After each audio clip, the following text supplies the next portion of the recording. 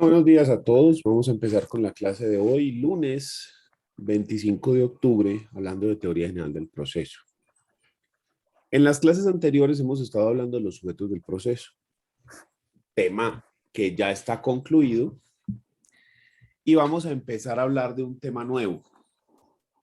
Y ese tema es los actos de iniciación del proceso. Ese es nuestro nuevo tema. Actos de iniciación del proceso. Ya sabemos quién es el que participa. Ahora debemos centrarnos en pensar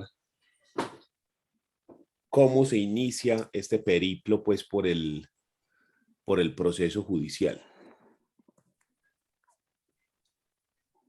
Lo primero que tenemos que decir es que no hay digamos, un consenso en decir cuál es el acto procesal que da inicio al proceso.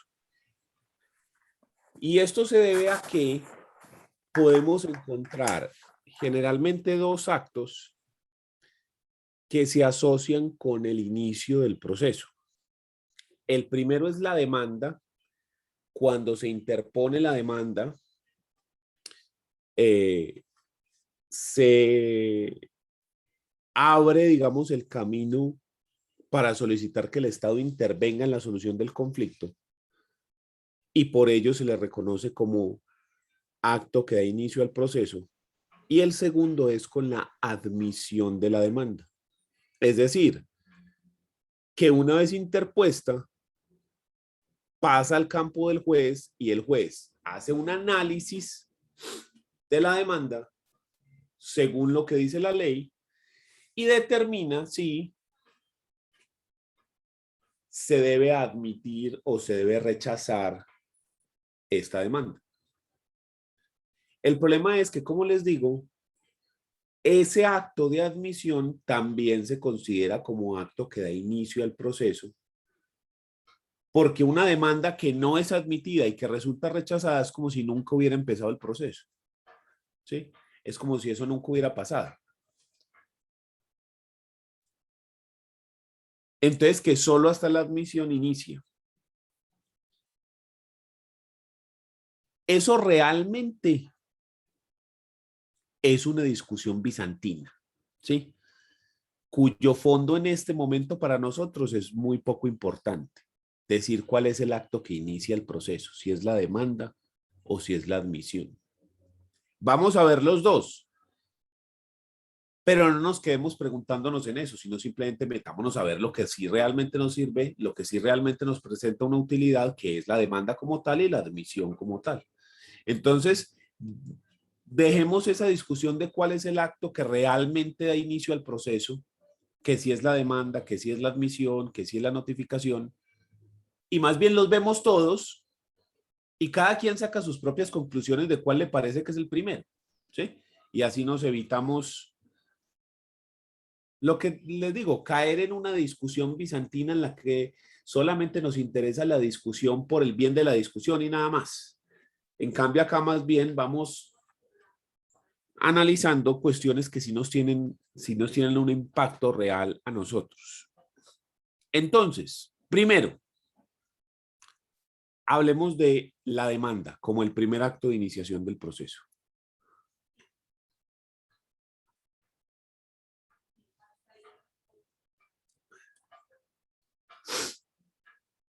La demanda.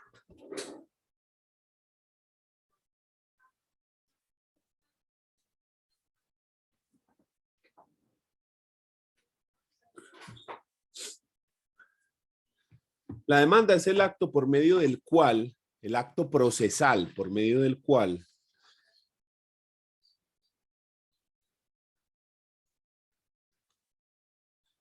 el titular del derecho de acción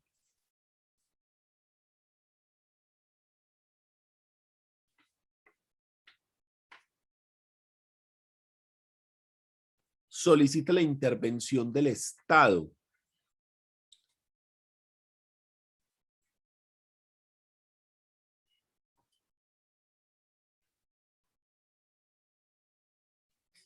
con un escrito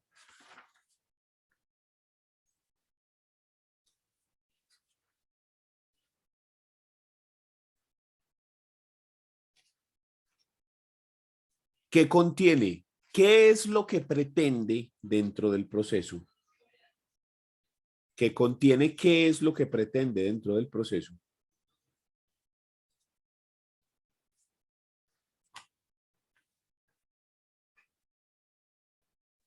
Los hechos en los que se basa para pedir eso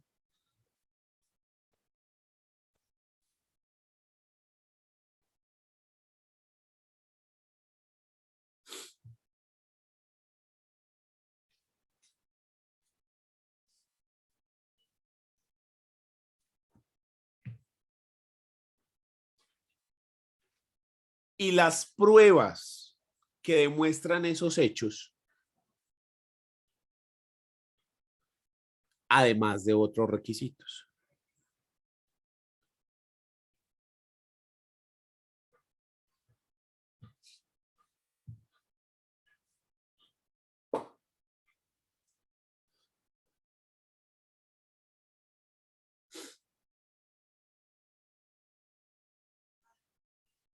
La demanda es un acto formal.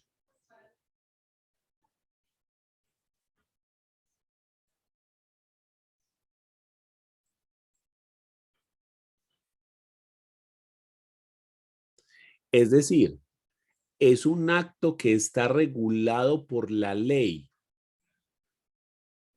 donde se especifica cuál es su contenido.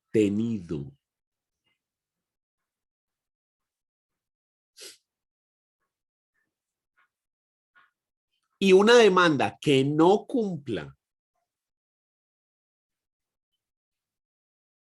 con esos requisitos mínimos no puede ser tramitada.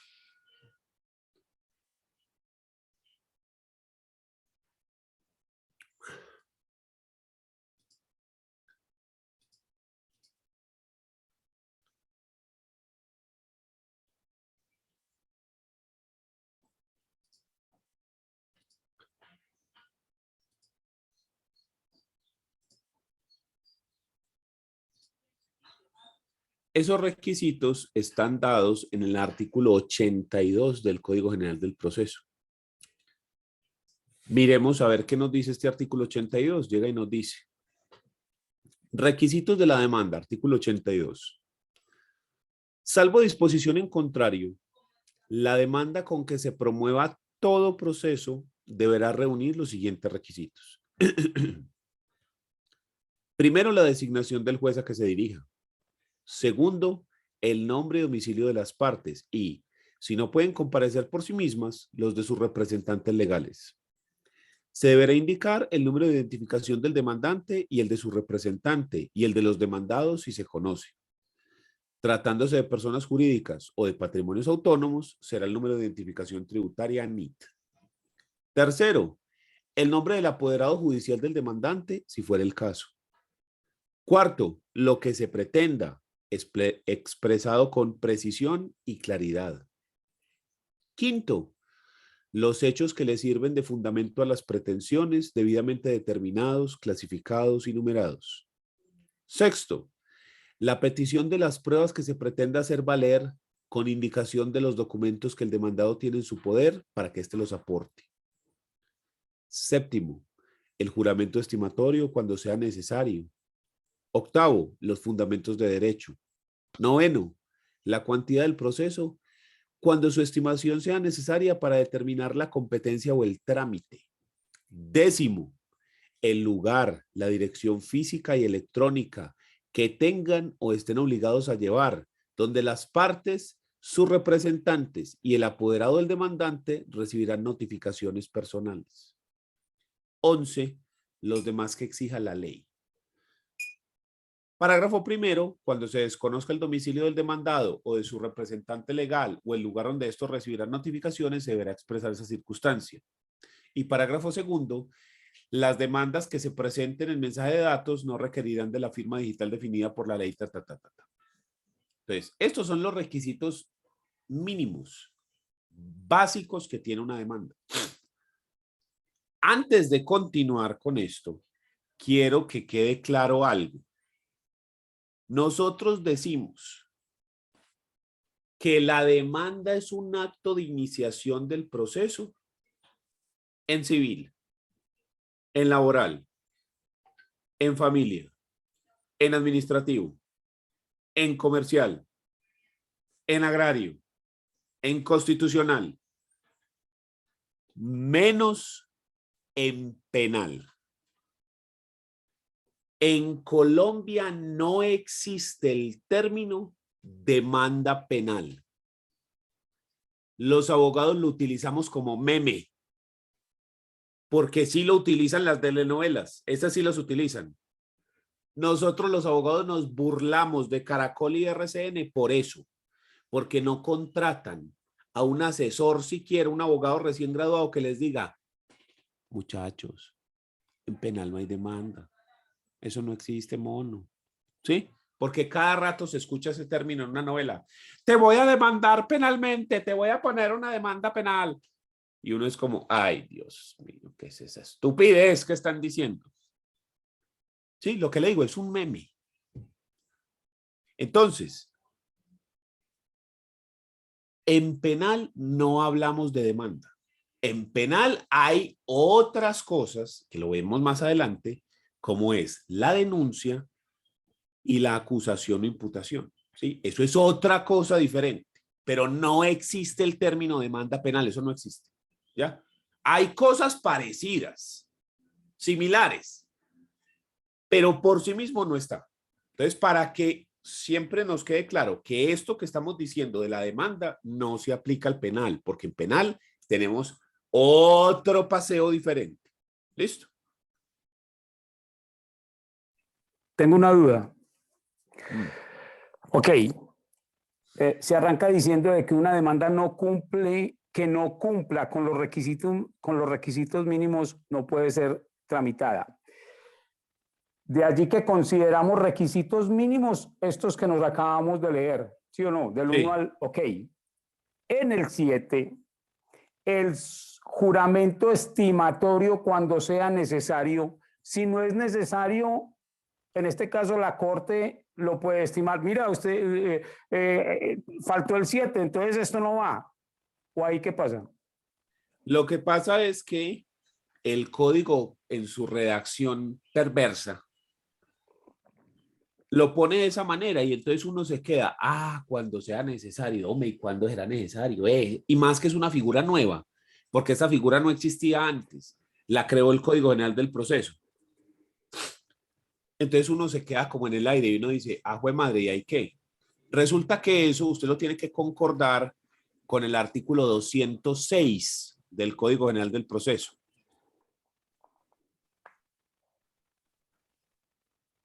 Tres, cuatro, cinco, seis.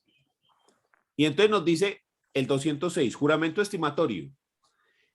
Quien pretenda el reconocimiento de una indemnización, compensación o el pago de frutos o mejoras, deberá estimarlo razonadamente bajo juramento en la demanda o petición correspondiente, discriminando cada uno de sus conceptos. Dicho juramento hará prueba de su monto mientras la cuantía no sea objetada. Entonces, ese artículo 206 nos dice cuándo es necesario. Entonces, la pregunta es, ¿por qué si el artículo 206 lo dice, por qué en el 82 no lo pones? O sea, es que te están cobrando por letra, como en el periódico, cuando uno pone un aviso, ¿qué? Porque uno debería haber dicho, el juramento estimatorio cuando se esté cobrando una indemnización, una compensación, frutos o mejoras, y queda mucho más fácil y no queda ahí Aclarar. cuando se necesite. Claro. ¿Sí? Es que de entrada le queda a uno la duda. Ok, yo como abogado me voy a limitar o me voy a remitir a los 11 numerales. Listo, me voy, igual voy a mirar y voy punto a punto, los voy seleccionando porque quiero entablarla. ¿Sí me entiende? Va la demanda. Ok, llego al punto 7 y me quedo ahí. Ay, marica, ¿y aquí qué? Mm.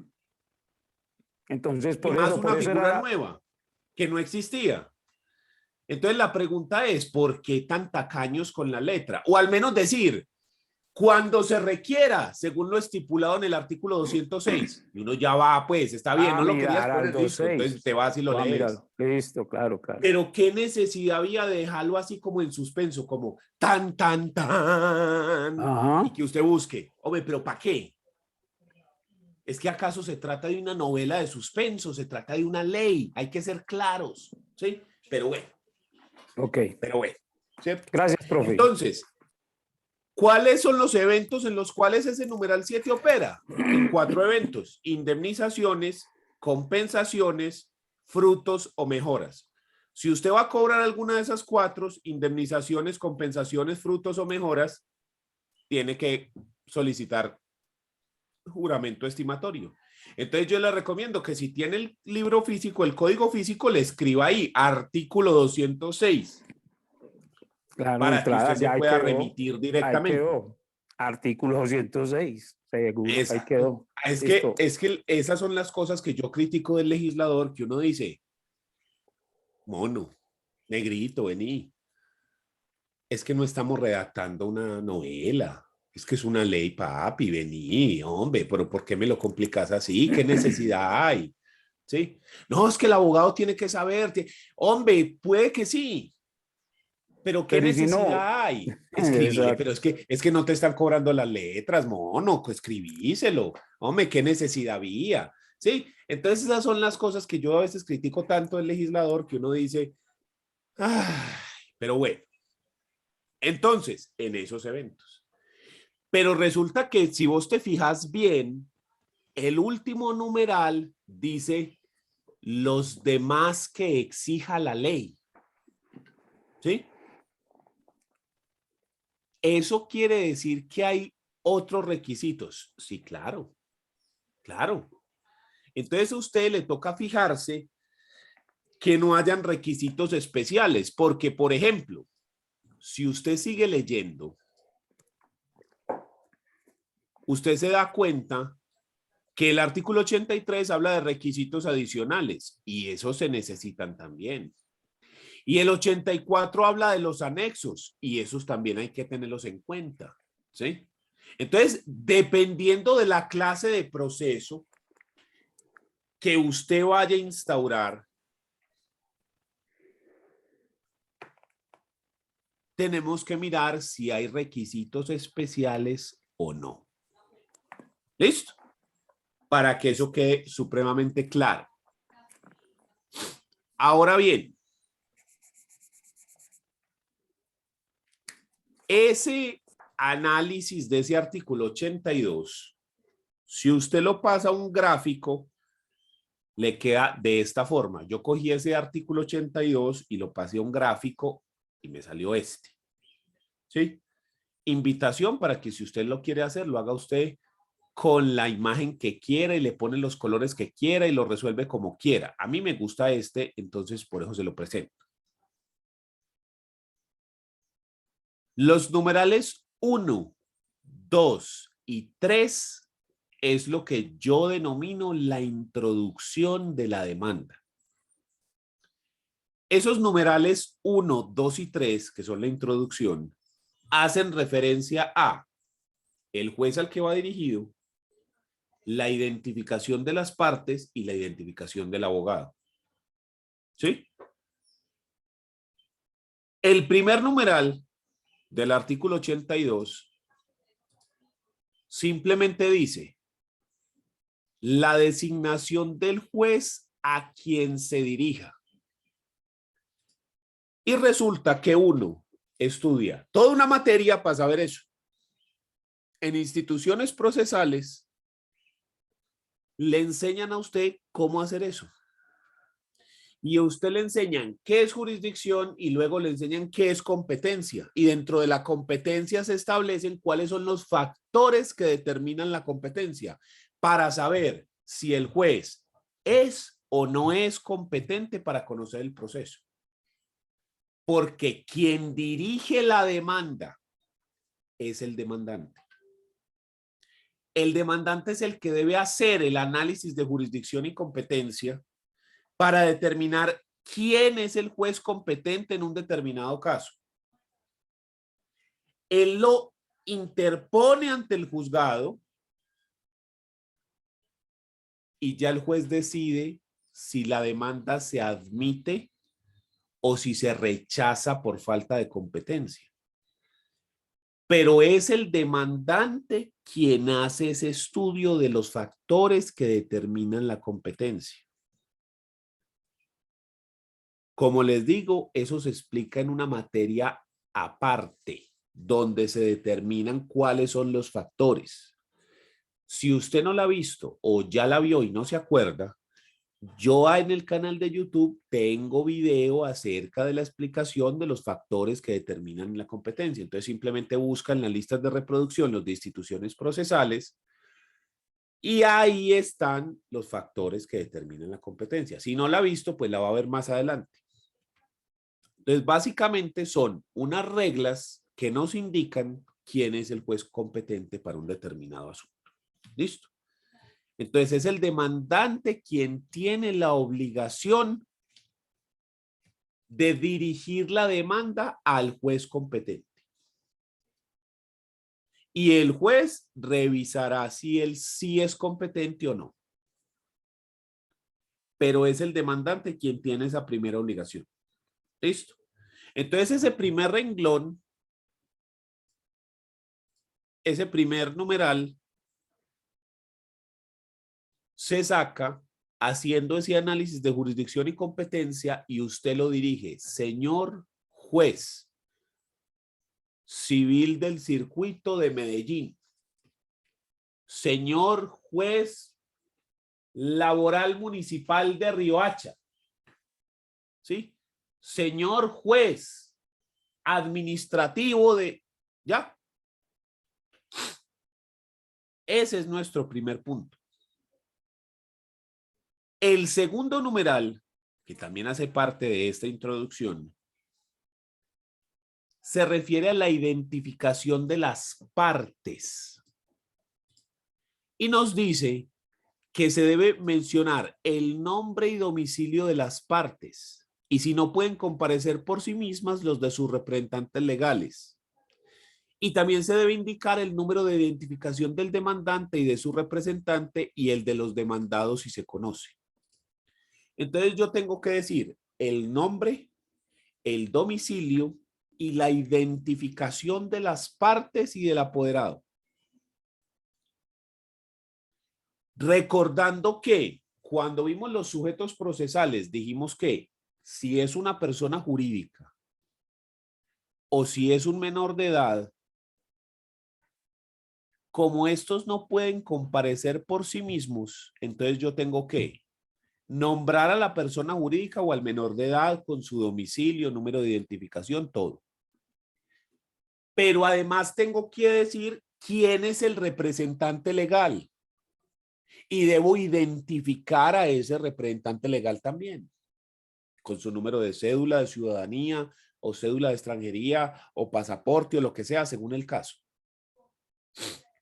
Entonces yo pongo el nombre completo, el domicilio, el número de identificación y si la persona no puede comparecer por sí mismo, como en los casos de menores de edad y personas jurídicas, el nombre completo, la identificación y el domicilio del representante legal de esa persona. Persona natural o persona jurídica. Listo. Pero resulta que además de esa información,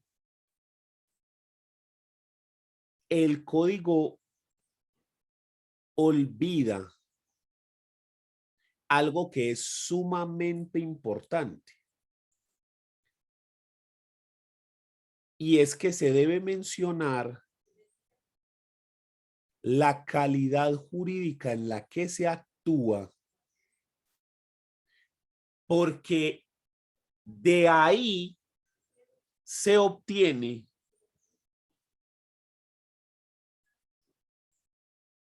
la legitimación en la causa para demandar.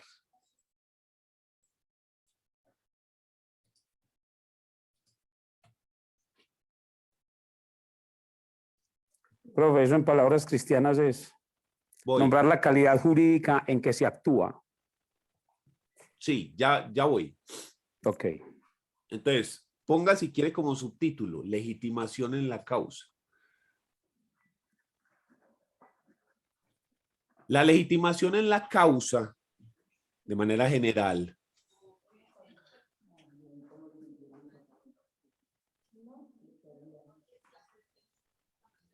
se refiere a la posición sustancial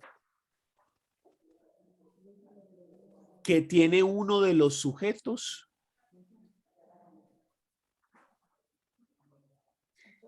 en la situación fáctica o relación jurídica de la que surge la controversia o litigio.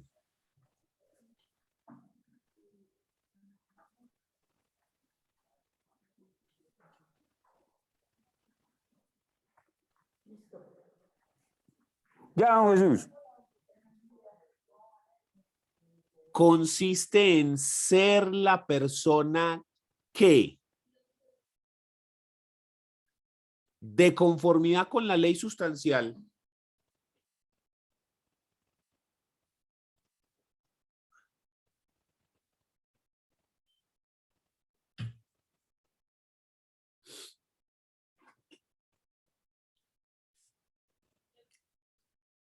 se encuentra autorizada para intervenir en el proceso.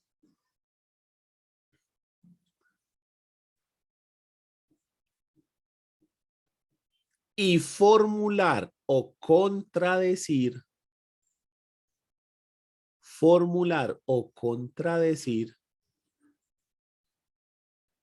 las pretensiones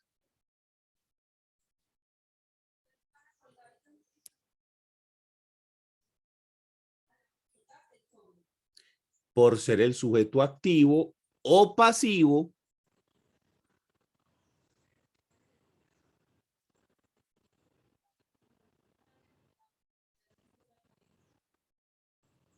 de la relación jurídica.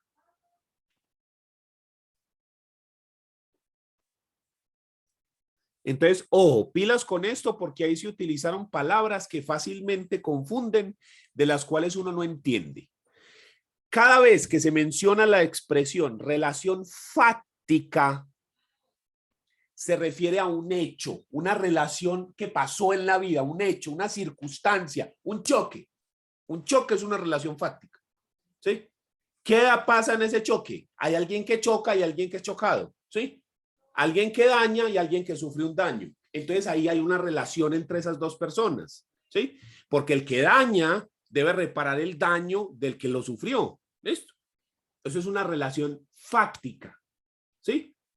Eso viene de los hechos, una circunstancia de hecho. ¿Listo? Y la otra expresión es una relación jurídica. Quiere decir que la ley establece entre esas personas una relación de la cual se pueden desprender derechos u obligaciones. Por ejemplo, padres e hijos.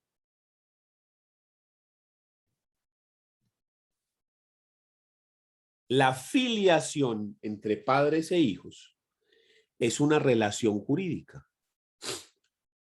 que se llama parentesco. ¿Y eso para qué sirve? Es que resulta que del parentesco nacen un montón de derechos.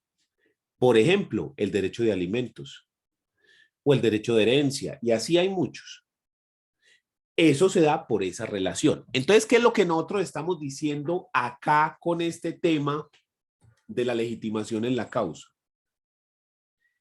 Que hace referencia a la posición que tiene un sujeto en esa relación del choque o en esa relación del parentesco,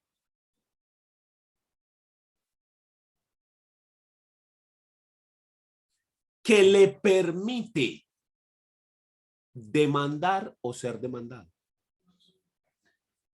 Si yo quiero simplificar el significado de legitimación en la causa, nos daría algo así. Es el interés jurídico legítimo que tiene una persona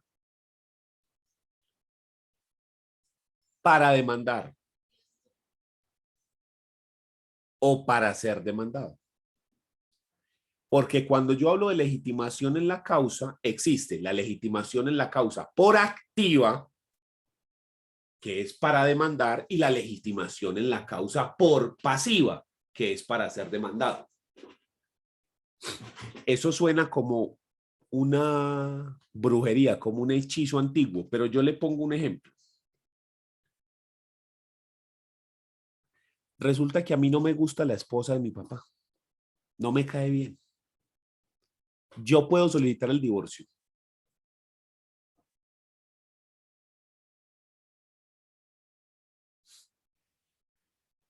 ¿Por qué no? Porque es que cada individuo está de alguna manera identificado como sujeto individual, autónomo, identificado con un número que le dio el Estado. Entonces, ¿cómo usted pretende meterse en mi número, por decir algo? Entonces, ¿qué es lo que a mí me hace falta? Un interés jurídico. En esa relación, los únicos que pueden solicitar el divorcio son los cónyuges, nadie más. Porque cualquier otra persona queda por fuera de esa relación sustancial que existe entre ellos dos y no tiene una cosa muy importante. No tiene una calidad jurídica. Esa calidad se llama cónyuge.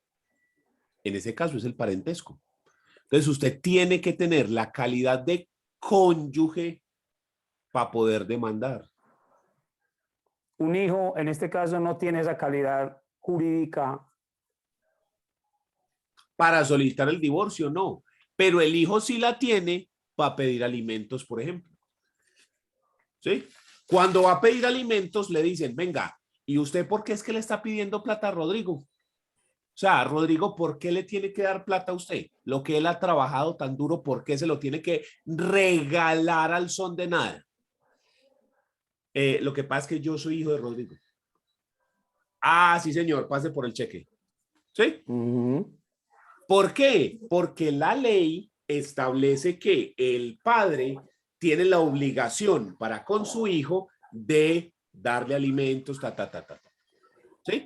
Entonces, esa circunstancia que es el parentesco, esa relación, le otorga a la persona una calidad especial, la calidad de hijo. Y al tener esa calidad, puede pedir alimentos. Ah, pero resulta que Rodrigo tuvo un hijo extramatrimonial que no reconoció. Ese hijo puede pedir alimentos. Sí y no. Es decir, si no reconoció el pelado, a día de hoy ese pelado legalmente no es hijo. ¿Sí? Para la ley no es hijo. En el registro civil no dice que sea hijo. Entonces, no puede pedir alimentos. Porque no tiene la legitimación en la causa, no tiene la calidad de hijo.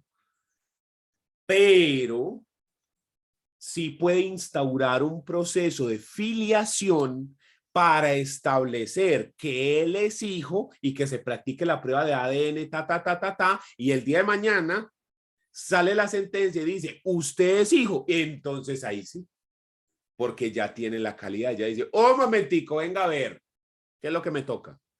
¿Ya? Pero si no tiene esa calidad, no puede. Entonces, la legitimación en la causa es el interés legítimo que tiene una persona para demandar o para ser demandado. ¿sí? Porque usted, ¿a quién le puede cobrar la plata de la letra de cambio? Pues al deudor o al fiador. Pero no se la puede cobrar al hermano que yo, uy, me enteré que Rodrigo tiene un hermano tuquio de plata. Yo no voy a demandar a Rodrigo, voy a demandar al hermano. Es que el que me debe la plata es Rodrigo, no el hermano. ¿Sí? Si el hermano es fiador o es codeudor, bueno, eso ya es otro paseo, porque ya le diste la calidad. ¿Listo? Entonces ya está legitimado en la causa. Pero si no, yo presento la demanda y ahí mismo el hermano dice, ¡ey, un momentico! Yo no soy el deudor, yo no tengo la calidad. ¿Sí? Entonces, cuando se va a instaurar una demanda, esta tiene que ser instaurada por la persona que tenga la calidad jurídica necesaria.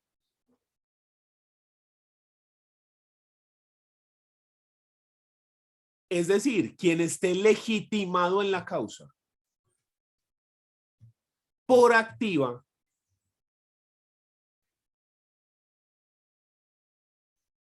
para solicitar esa intervención del Estado en ese conflicto. Y solo se podrá interponer en contra de quien tenga la calidad jurídica, es decir, la legitimación en la causa por pasiva,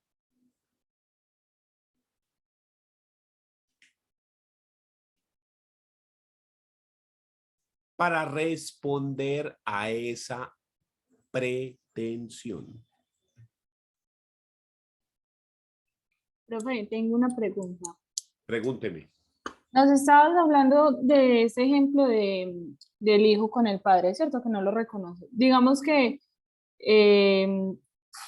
los hijos a veces tienen pues sí, como ese deber de ayudar a los padres si ellos no tienen con qué, digamos, sostenerse a sí mismos. Pero digamos que el padre nunca reconoció al hijo y años después necesita, digamos, ese tipo de ayudas. El padre que nunca lo reconoció, no tiene sus apellidos ni nada, también está en calidad de, por ejemplo, abrir un proceso de filiación para que el hijo empiece a responder por él. Sí, claro, igual, porque él también está legitimado en la causa, porque eso es una relación de doble vía. Este es Ah, el presunto padre, este es el presunto hijo. ¿Quién está legitimado en la causa para solicitar el reconocimiento de esa circunstancia? O este, ¿sí? ujú. Cualquiera de los dos, ¿sí? En algunos casos no se puede, porque en algunos casos cambia la circunstancia. Por ejemplo, los compañeros permanentes que no tienen la declaración, ellos pueden solicitar en cualquier momento que se les reconozca, pero después de la separación definitiva, bien sea por muerte, porque se acabaron las cosas y cada uno se fue, o por cualquier circunstancia que se dejaron, si quieren solicitar derechos patrimoniales, solo derechos patrimoniales, tienen un año. Entonces, si usted deja vencer ese término, ya no puede. ¿Ya? Y así hay varios tipos. Eso es lo que se llama caducidad de la acción. Es decir, que para demandar, usted tiene un término. Si usted lo deja vencer, ya no puede instaurar la demanda. ¿Ya? Entonces, la legitimación en la causa, ¿de qué depende? Depende de que usted tenga la calidad jurídica que la ley exige. Por ejemplo, para una tutela, ¿qué se necesita? Que usted tenga un derecho fundamental que le está siendo vulnerado o que le va a ser vulnerado por otra persona. Nada más. Usted no necesita nada más. Pero yo tengo que tener esa calidad de víctima, entre comillas, de esa violación del derecho o de esa futura violación para poder reclamar. Si yo no estoy en esa circunstancia, no puedo. Yo no puedo presentar una tutela por alguien que no conozco. ¿Ya? Porque la tutela protege mis derechos propios y particulares. Pero ¿y si varias personas nos reunimos para demandar en una acción de grupo. ¿Qué ocurre? Todos nosotros vemos nuestros derechos vulnerados o en peligro de ser vulnerados y entonces solicitamos la protección del Estado. Es como una tutela en grupo, ¿sí? Pero si hay alguien, un metido que no nada tiene que ver, lo sacan. Hay un metido que está haciendo aquí, Sache, sí, y lo sacan a cachuchazo limpio. Porque que sapo, que aquí no está haciendo nada. Hágale, fuera. ¿Sí? Más o menos es así la cosa. Porque no tenés la legitimación. ¿Ya? Para algunas demandas se requiere una legitimación súper específica. Por ejemplo, ¿quién puede pedir la reivindicación de un bien inmueble? Que se le devuelva el bien inmueble. ¿Quién la puede pedir? Al que en un principio se lo quitaron. No. ¿Quién lo puede pedir? Profe, el titular que tenga el registro. ¿Cómo se llama la persona? El propietario. El propietario. ¿En qué se difiere eso de lo que nos dijo Rodrigo? Que si yo soy arrendatario y a mí me quitan la tenencia, yo puedo pedir la reivindicación. La reivindicación solamente la pide el dueño, el propietario. El titular del derecho real de dominio.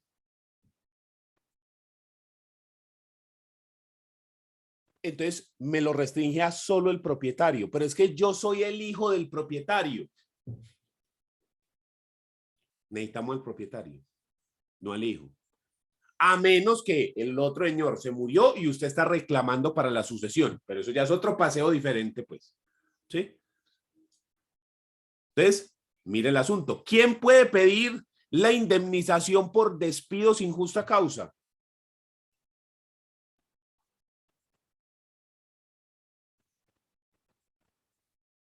El empleado.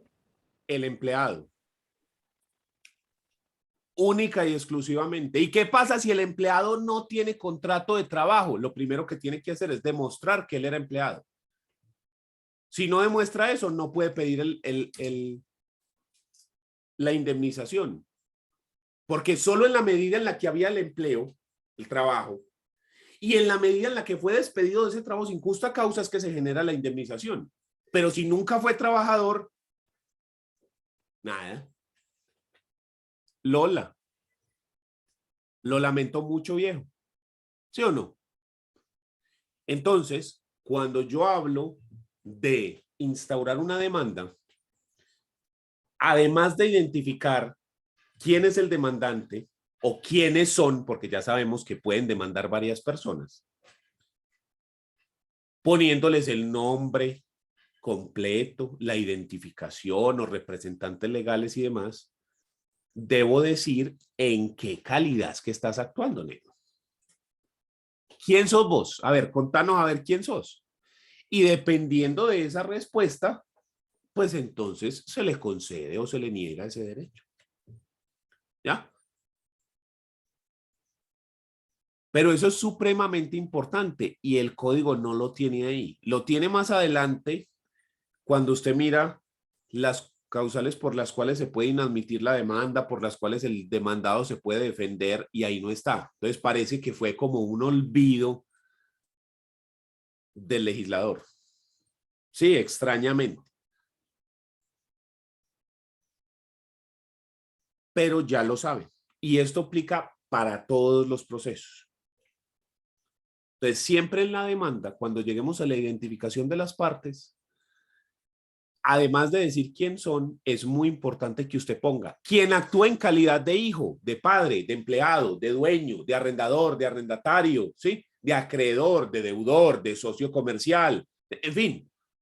¿Cuál es la razón por la cual esa persona demanda? ¿Cuál es su posición en esa circunstancia fáctica o en esa circunstancia jurídica que le permite a usted demandar? Porque si usted no pone la calidad, la defensa más simple que tiene el demandado es esa, decir, oh, venga, falta de legitimación en la causa. ¿Usted quién es para demandar eso? Y si yo no tengo la legitimación en la causa, entonces tengo que pensar, venga, ¿existe algún proceso para pedirla? Por ejemplo, a mí me ocurre así, así. Se muere Pedro y aparece María, que era la compañera permanente. Entonces María dice, doctor, a mí me toca algo dentro de la sucesión. Lo primero que uno pregunta es, ¿y usted quién es? Ah, no, yo era la compañera permanente de Pedro. Ah, sí, claro, a usted le toca, claro que sí le toca. ¿Dónde está la prueba de que usted era la compañera permanente? ¿Sí? Y entonces ahí ocurre lo que yo llamo el periquito. ¿Sí? Que la gente lo mira a uno como un periquito. Quien haya visto un periquito sabe que lo empiezan a mirar a uno.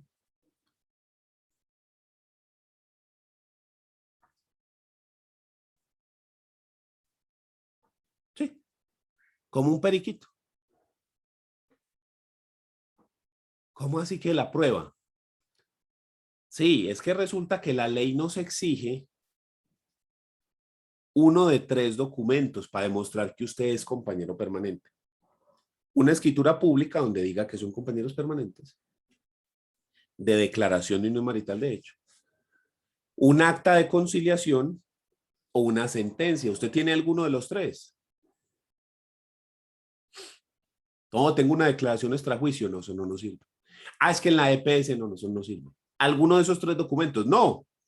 Entonces, usted no tiene legitimación. Usted no puede pedir nada porque usted no puede demostrar la calidad. Ay, entonces me dejaron en la calle. No, no, espérate.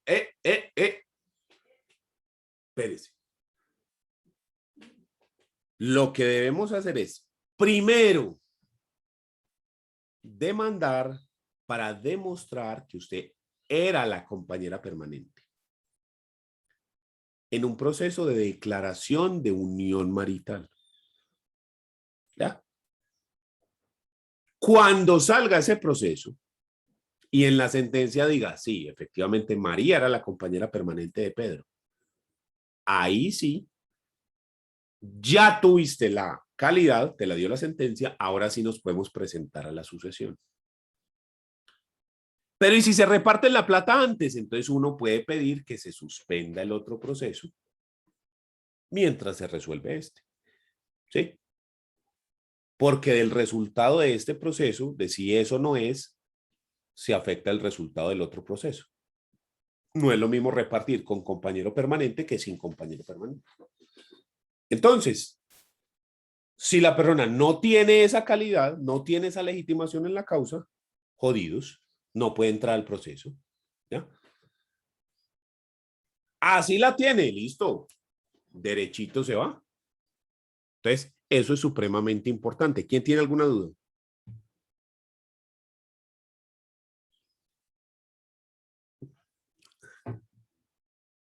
Muy bien. Entonces ya Profe, sabe usted lo de la legitimación. Dígame. yo tengo una duda, pero pues Dígame. no sé si sea válida. ¿Qué pasa cuando entra, digamos, una persona a reclamar parte de la sucesión, pero digamos ya gran parte está repartida, o digamos toda ya está repartida, ya no hay nada que hacer ahí, ¿no? ¿O cómo funcionaría? Pero entra a reclamarlo, ¿por qué? Puede ser hijo o compañero permanente, no es que una parte es mía, o una parte yo la correspondo, pero ya está A veces repartido, ocurre casi eso. repartido. Eso ocurre con regular frecuencia. Por ejemplo, que Pedro tenía un hijo por fuera, pero nadie sabía. Es decir, Pedro alguna vez hizo un viaje de negocios y por allá nació el peladito.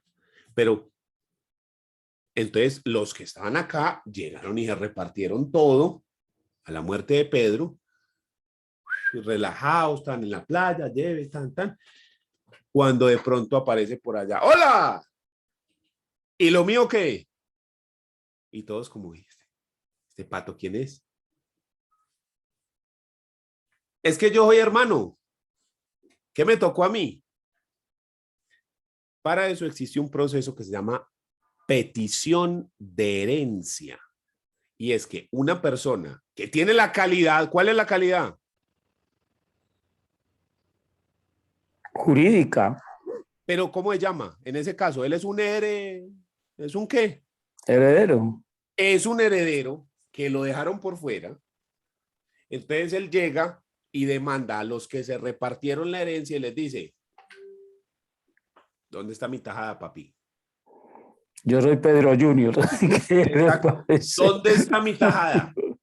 Y dicen en la calle que generalmente esos son idénticos al mueble, pero idénticos. Entonces, ¿qué? Eso se llama petición de herencia.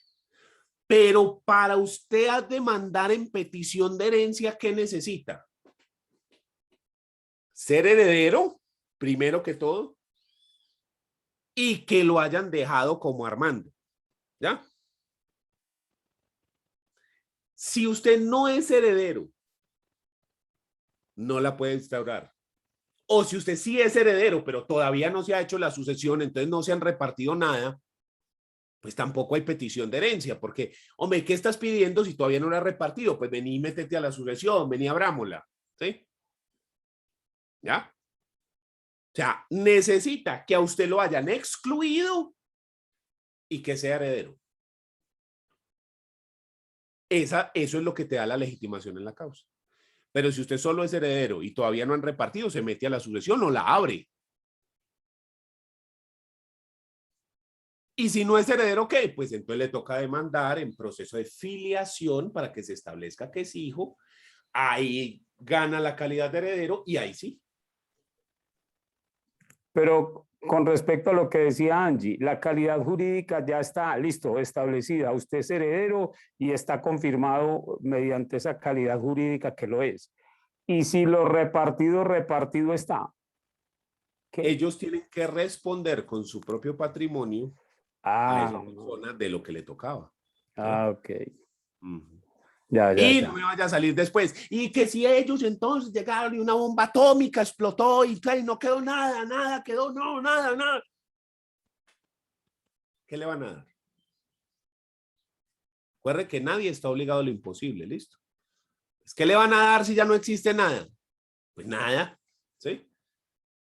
Pero la mayoría de las veces, pues siempre queda algo ahí y usted responde con su propio patrimonio, ¿cierto? A menos pues de lo que quedó para repartir en la sucesión eran 3 pan de quesos, uno, se lo comieron, ya no quedó nada, ¿y hay qué?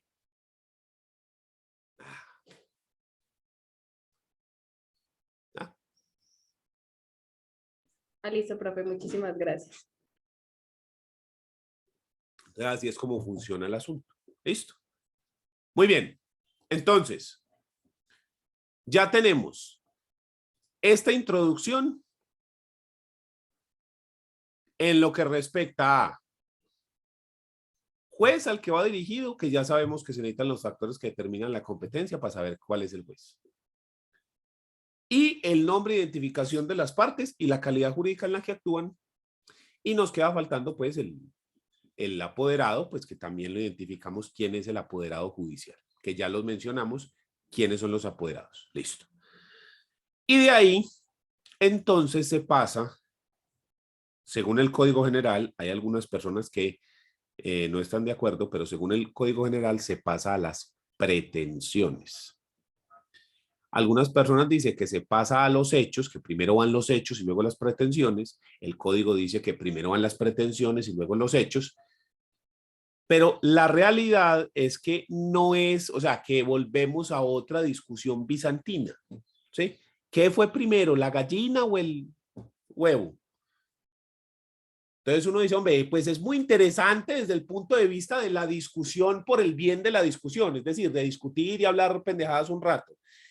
Pero la aplicación real es nada. Es decir, ¿qué va primero? ¿Las pretensiones o los hechos?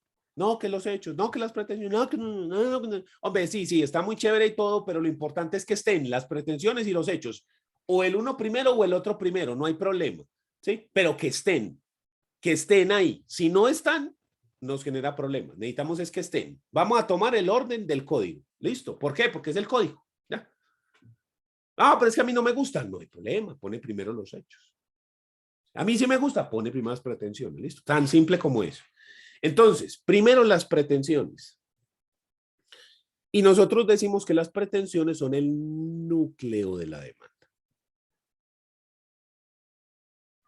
Son la parte más importante.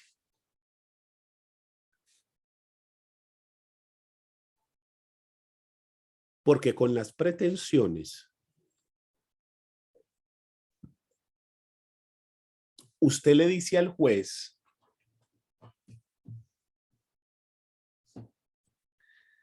qué es lo que usted necesita para considerar terminado el litigio. ¿Qué es lo que usted necesita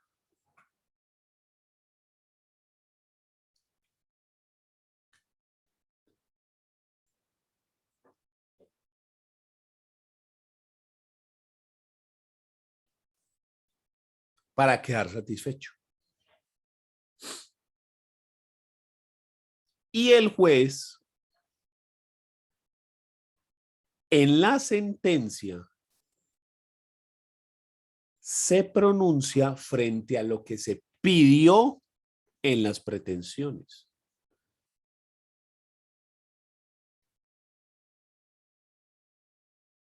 Entonces, por eso es el núcleo de la demanda. Pero además de eso, el código, mire la expresión que utiliza. Lo que se pretenda expresado con precisión y claridad. O sea, que el código le dice que sea claro y preciso. Y esto es fundamental porque el juez dentro de la sentencia no va a fallar ni extra petita ni ultra petita. El juez no puede fallar ni extra ni ultra petita. Es decir, ni más de lo que usted pidió, ni por fuera de lo que usted pidió. Usted pidió 3 millones. El juez se pronuncia sobre esos 3. No sobre 4, no sobre 5, no sobre 6, sobre los 3 que usted pidió, no más. El juez tampoco se puede pronunciar por fuera de lo que usted pidió. Entonces yo pedí alimentos. Ah, pero ¿y las visitas qué? Usted no pidió visitas, papi. Eso está por fuera, ¿ya? En ese caso no es tan así como yo le digo, porque enseguida les explico, pero digamos es el primer ejemplo que se me vino a la cabeza que tuviera un poquitico de lógica al menos, ¿ya? Pero no, ese en específico no nos funciona bien, ya enseguida vemos por qué. Pero entonces, ¿qué quiere decir esto, profe? Resulta que Sara atropella a Rodrigo. Y entonces Rodrigo llega y pide 60 millones de pesos de indemnización. ¿Mm? Y dentro del proceso se logra demostrar, probado con peritos todo, que el perjuicio fueron 150. El juez le dice,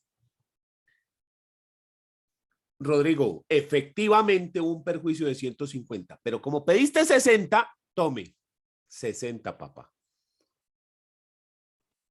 Porque no le pueden dar más. Es gravísimo, porque uno tiene que saber pedir. ¿Ya? ¿En qué se basa esto? ¿De dónde surge la prohibición de ultra y extra petita? ¿Eso de dónde salió? Código General del Proceso, artículo 281. Congruencia de la sentencia. Ojo pues. La sentencia deberá estar en consonancia con los hechos y las pretensiones aducidas en la demanda y en las demás oportunidades que este código contempla, y con las excepciones que aparezcan probadas y que no hubieran sido alegadas si así lo exige la ley.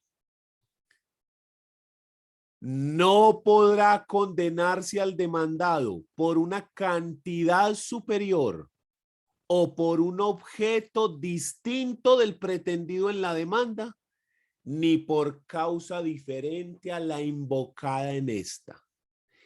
Artículo 281, inciso segundo, esta expresión no podrá condenarse al demandado por cantidad superior o por objeto distinto del pretendido, es la prohibición de ultra y extra petita. Ni más de lo pedido, ni por fuera de lo pedido. Ojo. El problema es que el parágrafo primero nos pone ahí un limitecito para el área de familia y nos dice lo siguiente. Parágrafo primero, acá abajo. En los asuntos de familia, el juez podrá fallar ultrapetita y extrapetita cuando sea necesario para brindarle protección adecuada a la pareja, al niño, la niña o adolescente, a la persona con discapacidad mental o de la tercera edad y prevenir controversias futuras de la misma índole. O sea que en familia, para estos efectos, para la protección de estas personas, sí se puede que el juez resuelva ultra o extra. Pero en familia, lo que no tenga que ver con esa protección, jodidos. O en civil, en comercial, en por fuera, ahí sí, Lola, mijo. Que Rodrigo pidió 60 y se demostraron que eran 1000.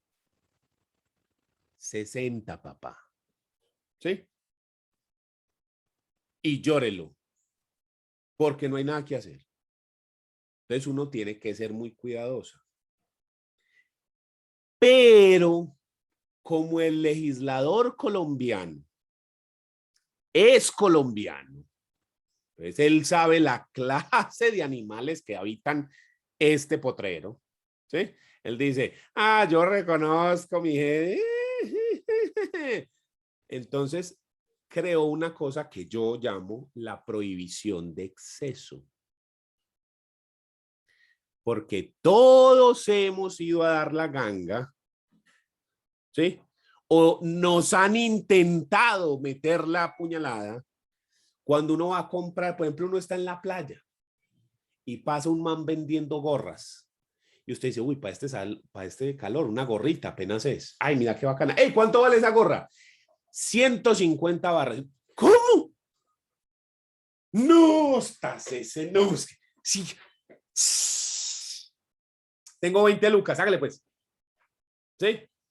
Ahí me ahorré como unos 15 minutos de negociación, pero al final llegamos a eso, ¿sí o no? Si no es que es menos plata. Y entonces uno dice, vení, vení, vení.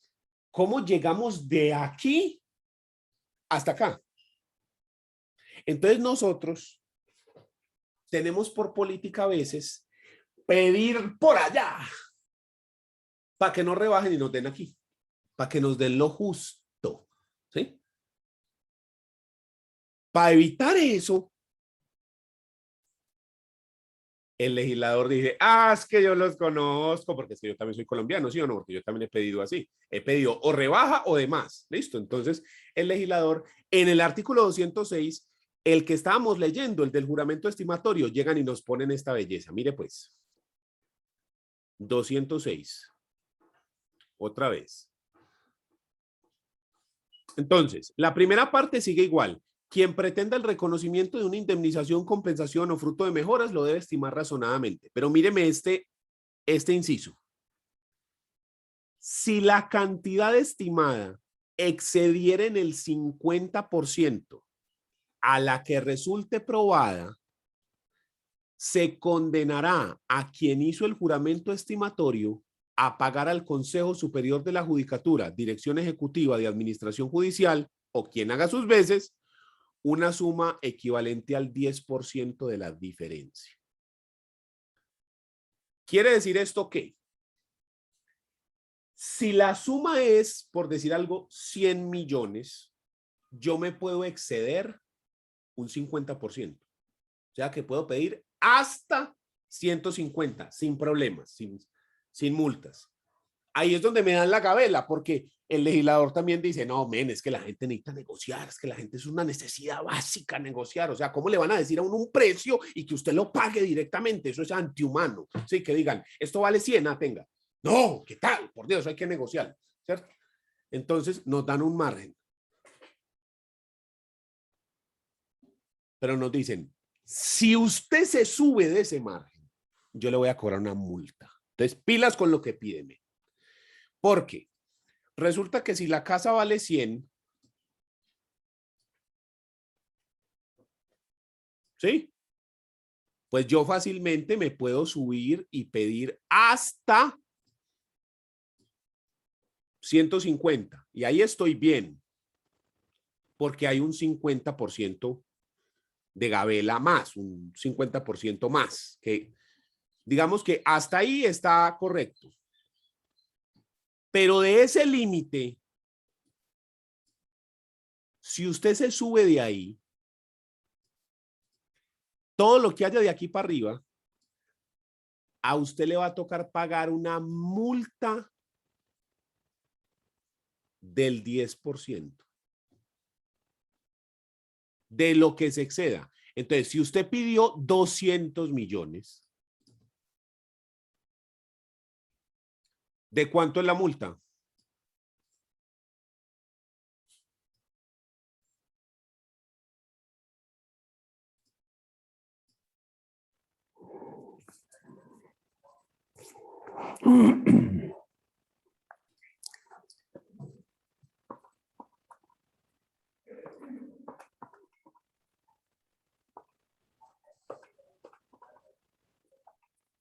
¿De cuánto es la multa, pues? Profe, de 200 millones, el 10, 20 millones, no. El 10% de la diferencia. Ah, La ya. diferencia serían los 50 millones, entonces serían 5 millones. Entonces serían 5 millones. Porque, o sea, ¿cuánto está usted aquí por encima? 50. 50 millones.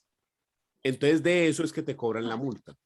Y uno dice, pero 5 millones no vale la pena. Y si son de dólares. Y si no son pesos, sino dólares, papá.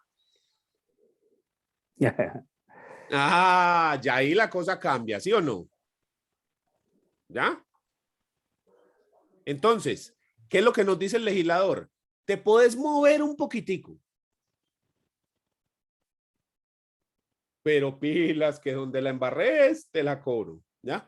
Entonces, lo que hace es limitarnos para que la gente no se exceda en eso. Por eso yo lo llamo la prohibición de exceso. ¿Listo? Entonces me dicen, solamente me dan sobre lo que yo pedí. Pero para evitar que la gente pida cifras astronómicas estúpidas y le den lo probado, entonces le dicen, te puedes exceder hasta un 50 y no te jodo. Si te excedes de ahí, te cobro. Y siempre te voy a reconocer solo lo que resulte probar, ni un peso más. ¿Sí? Entonces, helo ahí. Eso hace que para nosotros los abogados se haya generado una obligación y es que cuando vamos a hacer una demanda hay que hacerla muy bien hecha.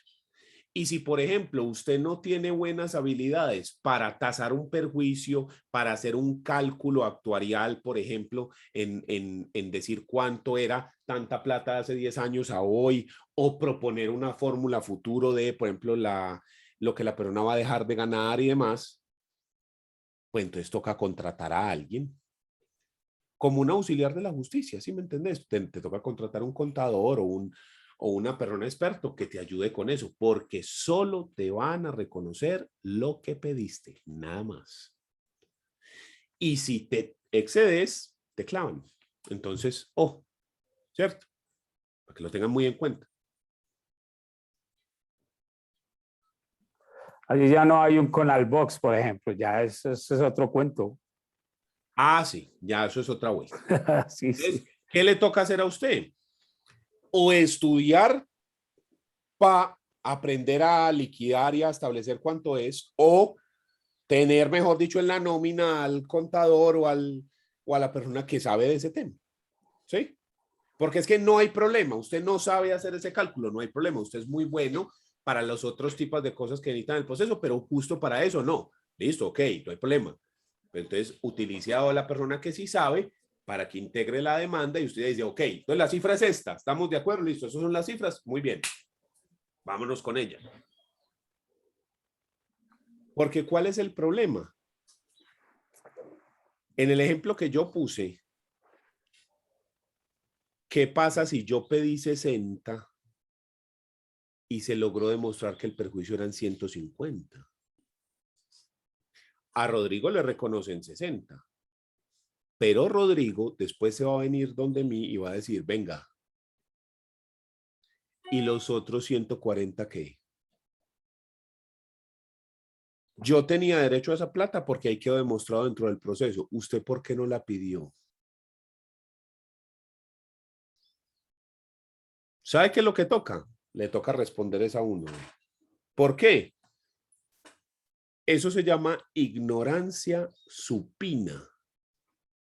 No saber lo que usted tiene que saber. Entonces, eso no puede pasar. Y tampoco me puedo exceder porque entonces ya lo pongo a pagar multa y tampoco esa es la idea. ¿Listo? Entonces hay que hacerlo bien. Por eso le digo, si uno no sabe, o se pone a estudiar o tiene a la mano una persona que sí lo sepa hacer. Pero hay que hacerlo sí o sí correctamente. Sí o sí. ¿Quién tiene alguna duda? Bueno, entonces, las pretensiones son el núcleo de la demanda, porque ahí decimos qué es lo que queremos. Y el juez se basa en eso y no se va a salir de ahí. Perfecto.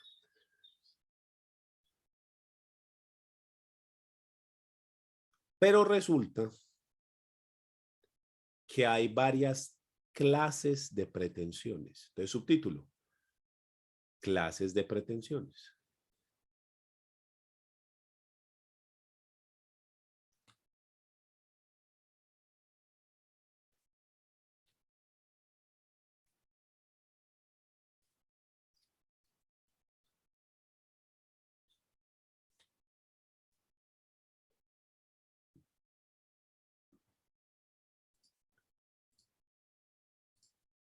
Yo digo que existen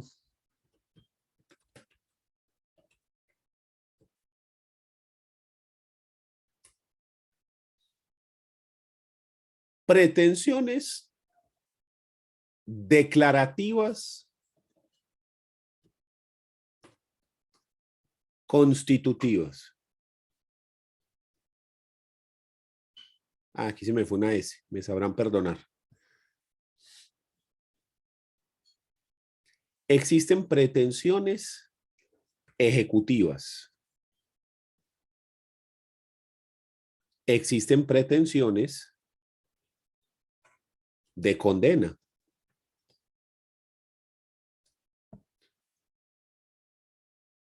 Existen pretensiones liquidatorias.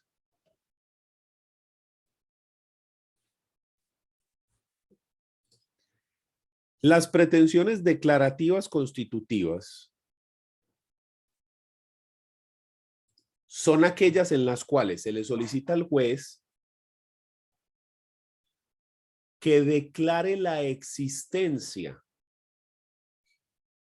inexistencia o modificación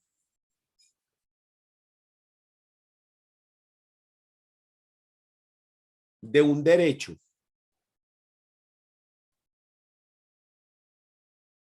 de un hecho o de una situación jurídica. De un derecho, de un hecho o de una situación jurídica. Señor juez, declare que Pedro es hijo de Juan. Señor juez, declare el divorcio entre Pedro y María. Pues existía una relación jurídica, matrimonio, termínela. Señor juez, declare que Pedro y María son compañeros permanentes. Señor juez, declare que Pedro adquirió por prescripción la finca tal. ¿Listo? Usted le solicita que el juez reconozca que un derecho existe o que se termina o que se modifica o que una situación jurídica existe o que se termina o que se modifica o que un hecho existe o se modifica o se termina. ¿Sí? Declare que Sara es civilmente responsable del accidente que tuvo con Rodrigo. Declare que ella es civilmente responsable. ¿Sí? Como quien dicen en la calle, es que Sara fue la que tuvo la culpa. ¿Sí? Ustedes saben que esa expresión en derecho no funciona porque culpa es otra cosa. Culpa es negligencia, impericia. ¿Sí? Entonces, que no tuvo la culpa, no nos funciona tan bien, ¿cierto? Pero más o menos eso es lo que ocurre. Entonces, en esas pretensiones, usted lo que le va a pedir al juez es que él declare, por medio de la autoridad que le da la ley, algo.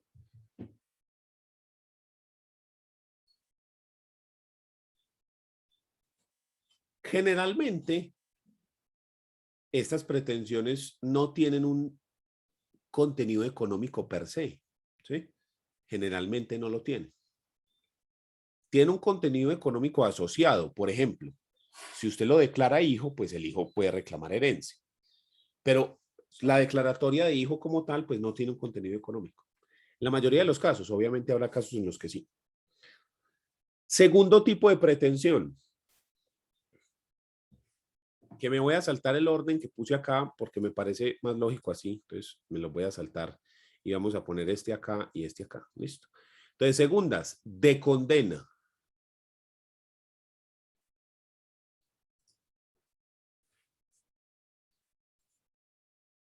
Donde se le solicita al juez que condene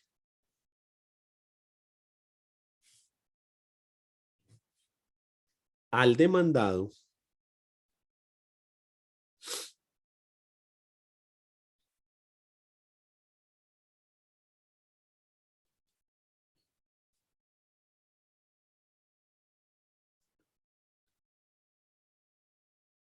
generalmente por una declaración anterior.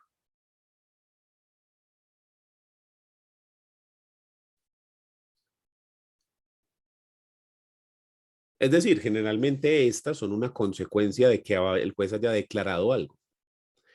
Esas condenas pueden ser de muchos tipos. La condena puede ser una condena económica o puede ser, por ejemplo, una condena privativa de la libertad. O puede incluso ser las dos.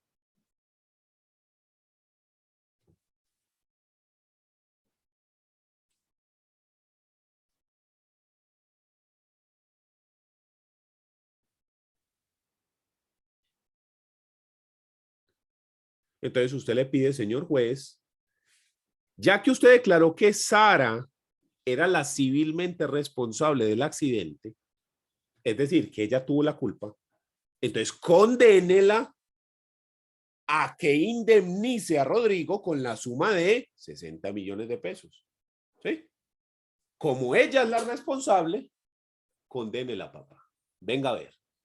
¿Ya? En penal las condenas son diferentes. En penal la condena es prívelo de la libertad X tiempo, ¿sí? Pero también puede haber condenas que van combinaditas, tanto de plata y tanto de privación de la libertad, ¿ya? Eso depende pues del tipo de proceso. En civil no se puede privar de la libertad, ni en laboral, eso es para el penal, pero pues de una vez lo explicamos como para que quede ahí, listo. Aunque decir que hay como pretensión como tal en penal no se puede porque como no hay demanda, entonces usted me entiende, esto es guardando las debidas proporciones. por la nota que tuvimos al principio donde dijimos que en penal no existe demanda. ¿Listo? Es guardando las debidas proporciones. No existe una pretensión como tal en penal. Hay otra cosa. ¿Listo? Pero para que eso quede claro. Siguiente, las pretensiones ejecutivas. Ahora sí estas. Es cuando usted solicita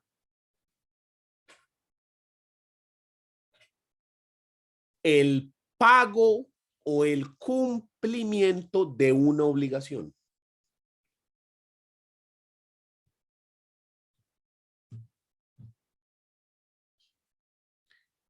¿Qué consta en un título ejecutivo? Cuando se solicita el pago o el cumplimiento de una obligación que consta en un título ejecutivo.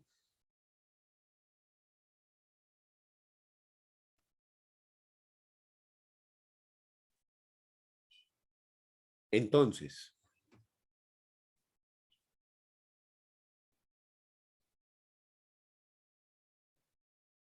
¿qué es un título ejecutivo?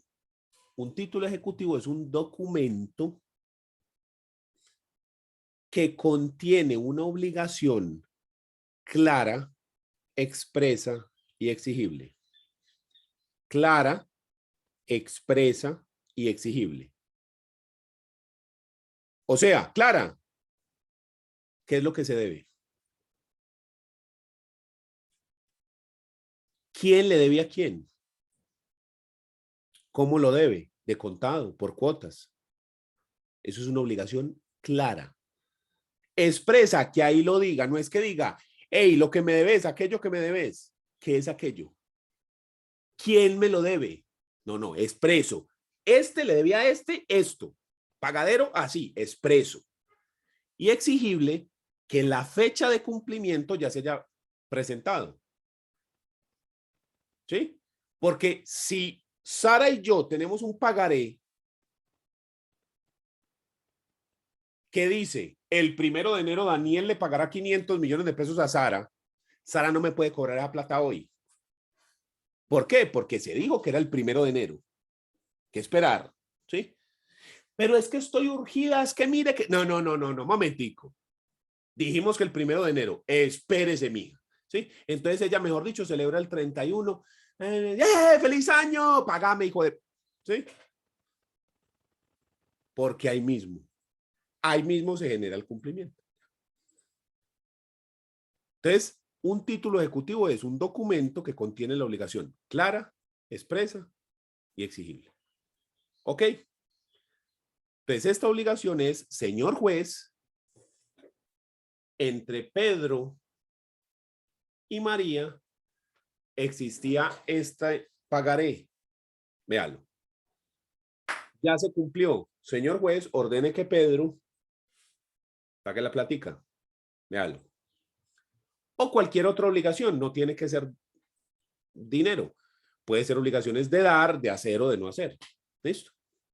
Entonces, esas son las obligaciones ejecutivas para cobrar plata. Y las últimas son las obligaciones liquidatorias, de las pretensiones.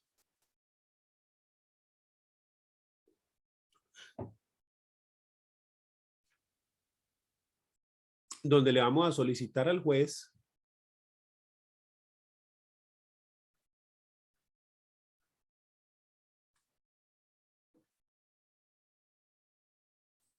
que reparta un patrimonio común entre los interesados.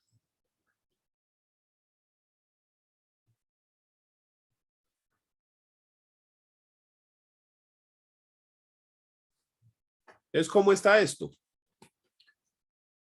Se muere Pedro y deja una herencia. Y entonces los hijos llegan y dicen, señor juez, ve, Pedro dejó estos apartamentos, estos bienes, un local, una ta. Nosotros somos 5 hijos, tan, y entonces la mujer y ta. Reparta, por favor, y díganos cuánto es lo que nos toca a cada uno. ¿Qué me toca a mí? De esa plata que dejo, ¿qué es lo mío? Sáqueme la tajada de la torta. Básicamente es como cuando usted está en un cumpleaños y le dicen, ve, Rodrigo, vos que sos el calidoso, ve, todo el cuchillo, hágale. Y entonces, ¿qué es lo primero que uno hace antes de partir una torta? ¿Cuántos son? Cuéntelos. Ok. Y empieza a repartir y empieza a sacar. Págame las servilletas, pues, que ahí van. Listo. Y la gaseosa, póngame los vasos, vea. Y reparte. Listo. Esa es la obligación. Esa es la pretensión liquidatoria, donde dice, ¡ey, me quedé sin torta! La mía, ve la mía. Ya mismo se la saco, vea. Véala ahí. Tenga. Y mira la gaseosa para que no me vaya a ahogar. Eso es. Entonces yo le digo al juez, repartí este patrimonio común entre estos interesados que los podemos llamar cónyuges, por ejemplo, cuando se separan, cuántos son los gananciales de uno y del otro, cuáles son los hijos o los socios de una sociedad. Se va a acabar la sociedad, repartámonos los bienes. Listo. En la clase de mañana vamos a ver la acumulación de pretensiones. Es decir, que yo puedo pedir varias cosas dentro de un mismo proceso. Se llama acumulación de pretensiones. Mañana lo vemos. ¿Listo? ¿Dudas hasta ahora?